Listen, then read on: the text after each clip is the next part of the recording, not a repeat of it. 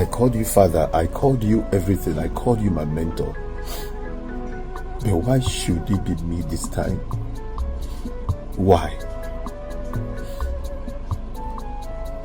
I never believed things said about you. I never believed. But why should it be me this time? I know why I have to make this video. I'm making this video for a reason. Because I don't know how else to let the world know of this. I don't know how else to let the world know of this other than putting it up on social media. I don't know if I should say I apologize or I shouldn't say I owe no apologies for bringing this up, but I have to. I submitted to you and I have been doing my best. Why must you be? Why must it be all the time? Because I don't understand this. I don't understand this. I don't understand this. You know, I had thoughts. I balanced this in my mind before coming up to do this. And I took it upon myself, whatever it will result, let it result. And I don't care at this point. Apostle Suleiman, I think I have to let the world know of this. And this is the last time I will cry over this. This is the very last time I will cry over this. I know many may hate me because of this video. But why must it be me? Why should it be me? Did you intentionally, like among all the people who submitted to you, your sons, why should it be me this time? Why should it be me this time?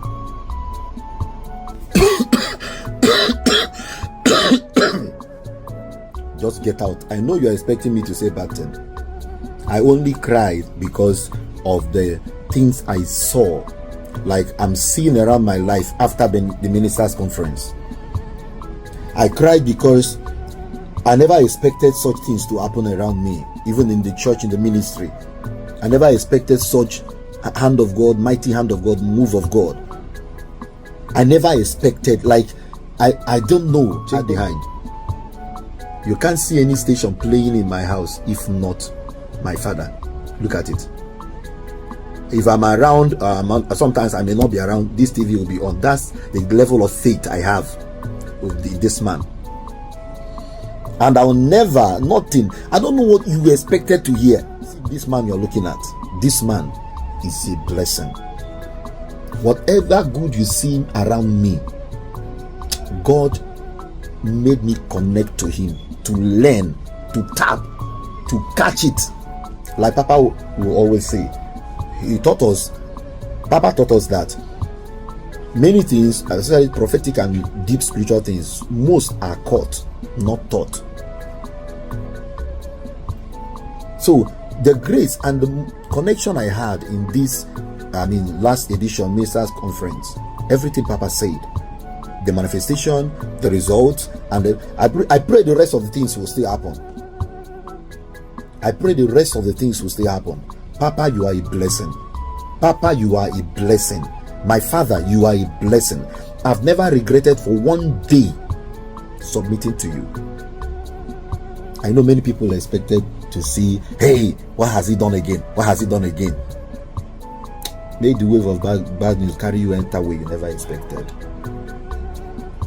Papa is a blessing. That's all I have to say. And I don't know how else to express it. But God, who knows the heart, who sees the heart, God knows as I feel now. Because the ministry has never been the same, especially after this recent ministers' conference. I'm telling you, this October edition, Papa, God bless you. Mama, God bless you too. You are a mother indeed, a dynamic mother indeed. God bless you. God bless you. Your son is announcing and letting the world know that connecting to you has never been a mistake. I love you, Papa. I love you, Mama. Omega Fire Ministry, You are the best. God bless you. Shalom. Welcome to the show. I hope everyone is doing just fine.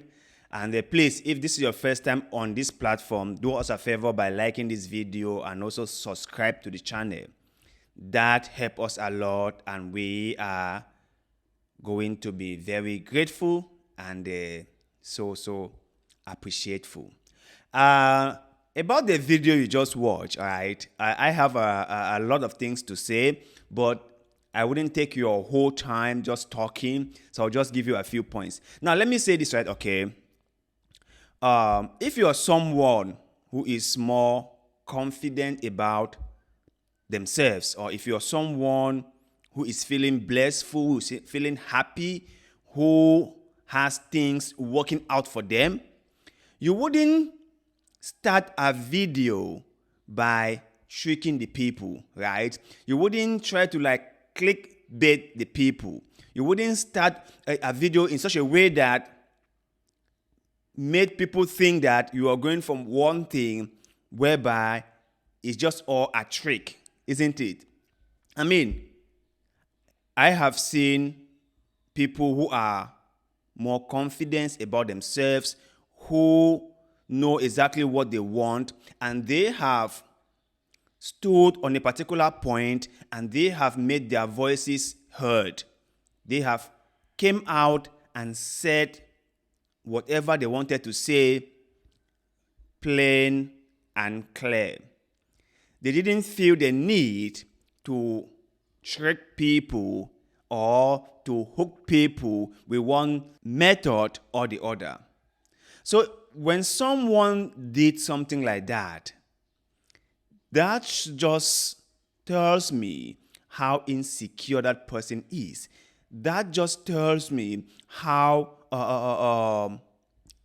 low thinking that person is. Because no one asks you to make a video, no one asks you to trick the people, but you thought to yourself that I want to hook people with my story. Because remember, when people came online and saw a video where a grown-up is sobbing, is crying, is expressing pain or anger or frustration, people are more sympathetic. It doesn't matter if that person is a Christian or not. It really doesn't matter. When people saw a video of someone crying, they really want to know. They have genuine concern as to the reason why a grown-up person will be crying or will be sobbing on social media. So they are concerned. And this concern is now being weaponized by people who have no value in society, who can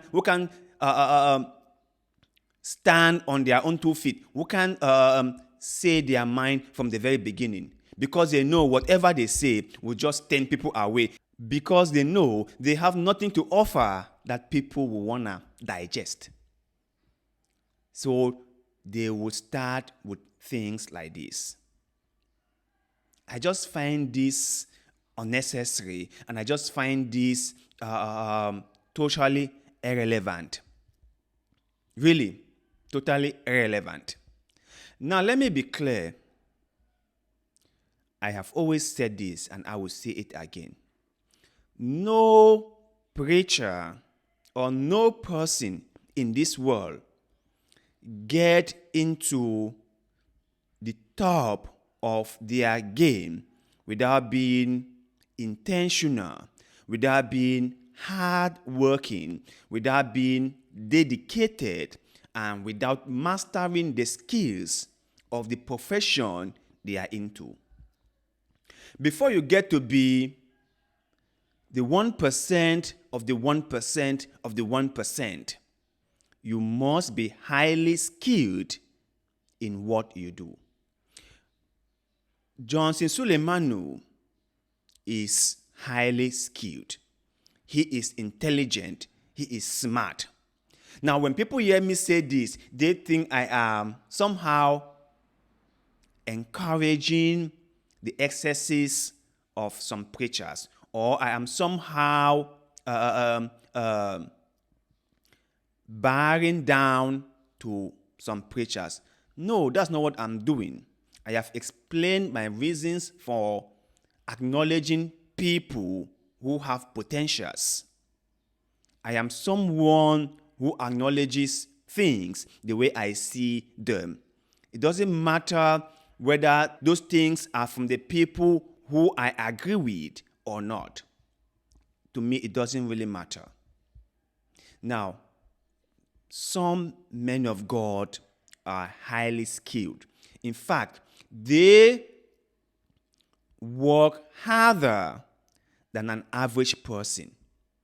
They understand what they must do to push forward their careers, and they will do whatever it takes to move their careers one step further.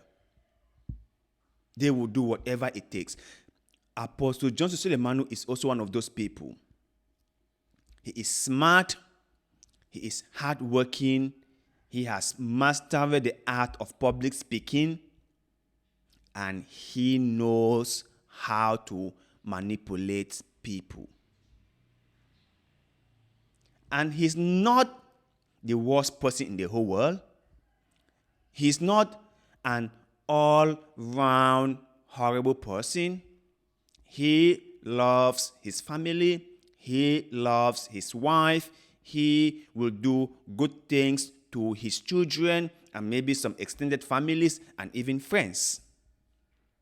He has people whom he loves, and he is going to do great things for them. But that does not mean that the other people in his church are not at a disadvantaged position. That does not mean that he is not saying one thing out of self-interest. That does not mean that he is not ripping off people for his own personal gain. And that does not mean that the whole miracle money thing was real. It doesn't mean that. It doesn't mean that. So I like to be very clear, okay? I like to be very, very clear on this platform so that people understand that when I say things, it's not like I am bitter about any particular preacher. No, I'm not. I really have no motive to be bitter about any particular preacher, because it's not like I have a church and I want their members to come to my church. No, that's not my point, and I don't have a church. It's not like I belong to one congregation and I'm thinking that by criticizing this man's congregation, his members will move to mine. No, I don't have it. I just think that some of these things need to be called out.